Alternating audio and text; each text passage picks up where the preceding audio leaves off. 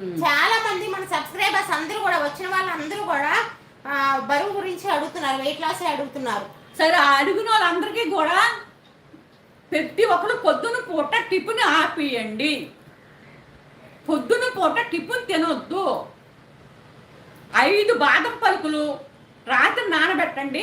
పొద్దున్న పూట పిల్లల క్యారేజీలో అవన్నీ కట్టిన తర్వాత అయినా కానీ ముఖం కడుక్కున్న తర్వాత ఒక్కొక్క పలుకు తినేసి ఒక ఖర్జూరం పలుకు తీసుకొని, ఖర్జూరం అమ్ముతారు, పిక్కలు ఉంటాయి ఖర్జూరానికి.